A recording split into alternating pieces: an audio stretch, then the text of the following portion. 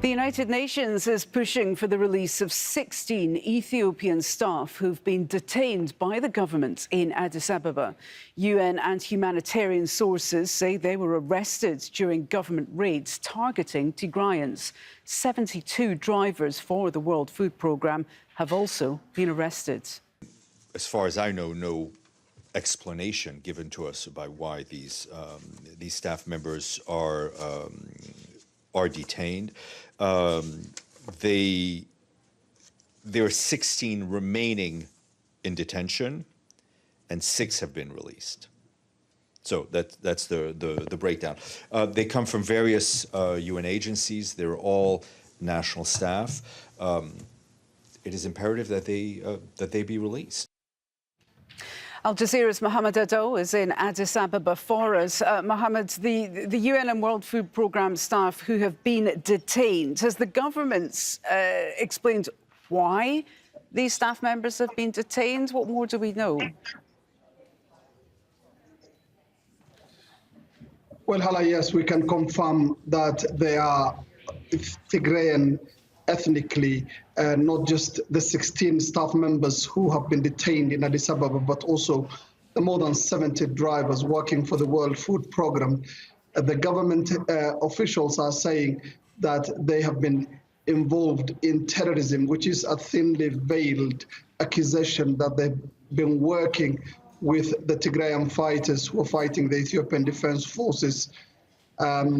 There's been a massive swoop, not just in Addis Ababa, but across the country by Ethiopian police targeting ethnic Tigrayans, and they've been accusing them of just that, terrorism, because the TPLF is considered a terror organization by the government and has been one of the things that has been holding negotiations between the government and the rebels so far. That's all we know right now. But what is interesting is that UN workers, in the course of fulfilling their duties, enjoy a certain level of immunity according to international protocols. Why this has not been respected, still no one knows.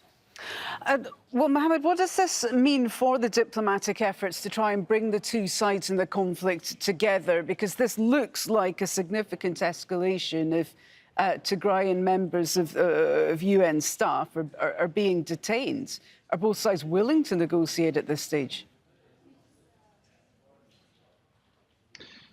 Yes, and we have to point out that the UN workers who've been arrested because of their ethnicity are just a tiny fraction of the hundreds, if not thousands of others who've been detained and who belong to the Tigray ethnicity.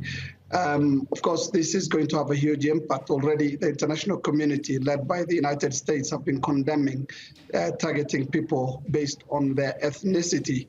The diplomatic efforts are still going on despite this. Olusegun Obasanjo, former president of Nigeria, is leading the efforts by the African Union. Olusegun Obasanjo has been to Mekelle, where he has met the top leadership of the TPLF. He has also traveled to the Amhara and the Afar regions, where the conflict has spilled over to in recent weeks and where most of the intensive fighting has been going on. Obasanjo believes that there is a small window of opportunity to bring the two parties in the conflict to the negotiating table. He says he will have a plan by the end of the week. Also carrying out a similar but parallel initiative is Jeffrey Feltman, the U.S. Special Envoy to the Horn of Africa. He's back in Addis Ababa just days after leaving for neighboring Kenya.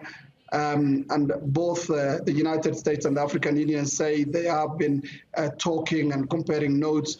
And something that gives that a boost is a tweet by the Prime Minister late on Tuesday, when he said that his government was ready to work with Ethiopia's friends to see that Ethiopia goes through what he called the temporary challenges it's going through.